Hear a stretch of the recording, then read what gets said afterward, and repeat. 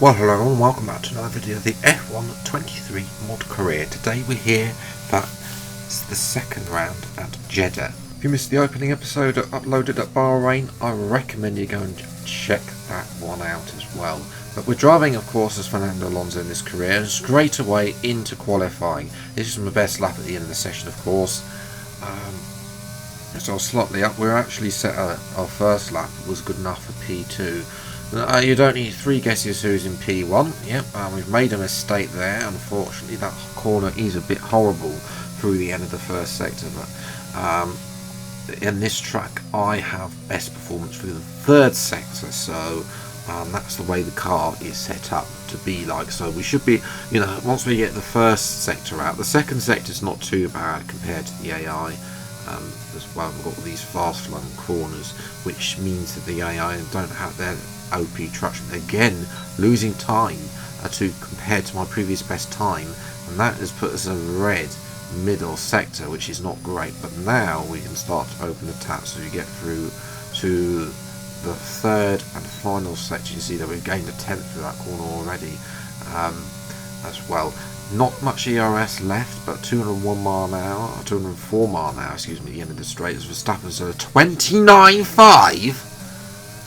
Yeah, no one's matching that. That is uncapturable. We've got 2 tenths up, and it's enough for third.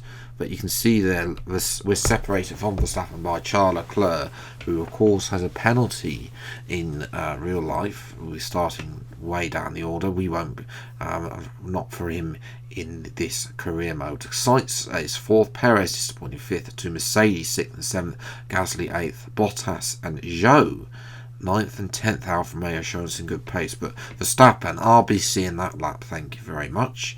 29.5, half a second faster.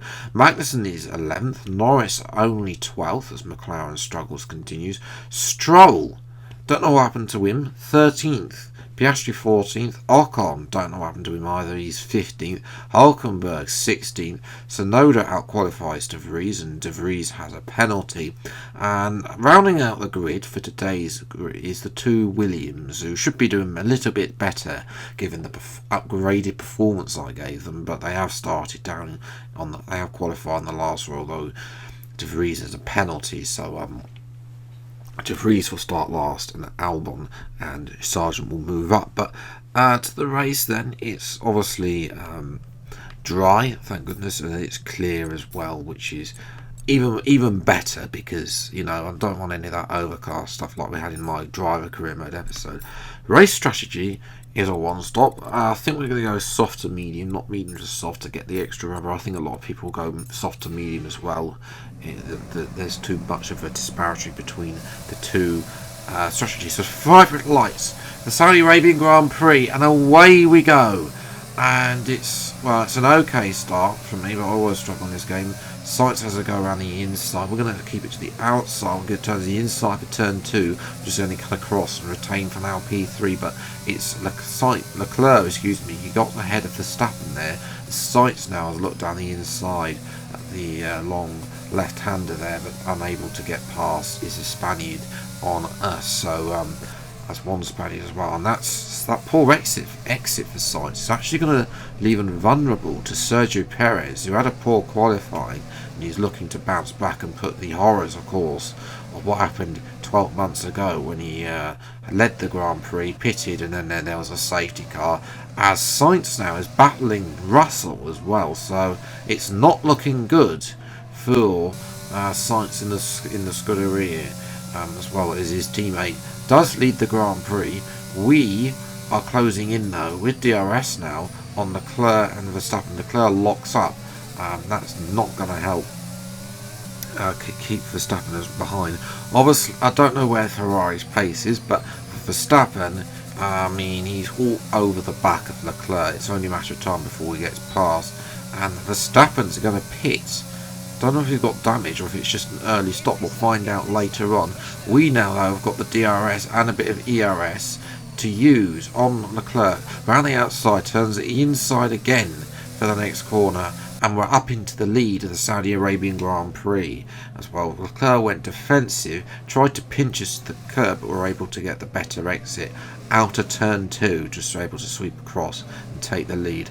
And that is Logan Sargent. He's going very slowly in the Porsche livery Williams car, and the American is out of the Saudi Arabian Grand Prix as well. But Leclerc's going to come back. This could be a battle that we see potentially on track. I don't know. Potentially we could see this later in this season. It's Aston versus Ferrari. Potentially with a bit of Red Bull splattered in as those two catch up to Red Bull with their wind tunnel embargo. We do manage to keep our foot in, and Leclerc does yield in the end as well. Perez is closing in as well. Perez has shown some great race pace as well. Leclerc's going to copy is in the pit lane's a bit weird. Entry's a bit weird. I don't know why they just don't straight line it, to be honest. But anyways, we crawl down the pit lane at 49 mile an hour. It's a 2.3 second stop. It's a very good. We're going to be out in front of sights as well. Where is Verstappen? There is Verstappen. Verstappen will be the race leader, but when everyone's made their pit stop, only just there is Verstappen as well. We have to get out of it, try to make an overtake. But now I'm just trying to follow Verstappen through. He's going to make him a bit wide there. Leclerc is surely going to have a go at us now. So we go side by side through to the long left-hander. But Leclerc is unable to get the position as well. But Verstappen has now made a move on Nick de Vries. But we're watching. This is the front of this queue. It's led by Joe Granier and the Alfa Romeo from that's Hulkenberg and Piastri. All of them not having to rate on Ocon. So all of those start at the back. Peter started on mediums, I think, and are slowing up. That could be something we see as we dive it down the inside of de Vries. And now we're going to try and get Albon. Unable to do that. Albon, I think, is going to pit, which indeed he does. There's a few other people in the pits as well. Can we get the Alpine of Ocon? Have a look around the outside, but Ocon sees me coming, cuts me off. And we've got to be careful now, because that is Perez. He's jumped Leclerc. I think Leclerc might have some sort of damage as well now, so he's dropping back, as we now need to get past Ocon as soon as possible, right around the outside, the long left-hander, and it's a lovely little move there. Next up will be, excuse me, I think there's Verstappen. He's trying to go past Piastri. I think it's Piastri anyway, as well as yes, it is Piastri. He's also battling Joe. We switch back Piastri as well. It's a nice little move on the Australian.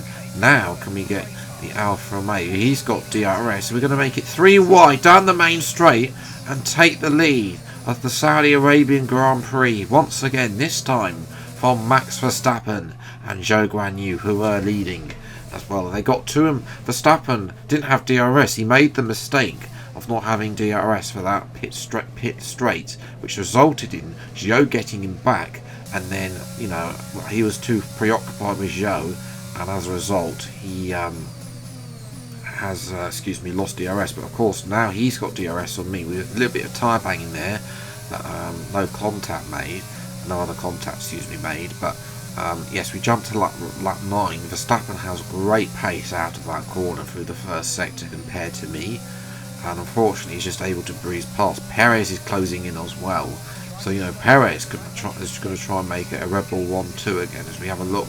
Oh, so close to the back of Verstappen's rear end, and now Perez is going to get involved as well. He's got DRS, we've got DRS as well, as we go down to the final corner. We have the inside though, and able to keep the position for now. But we just got to keep trying to close in on Verstappen. I think we can get the race win here. That would be something, you know. Alonso would be very chuffed to get the race win, especially the fact he hasn't won for 10 years.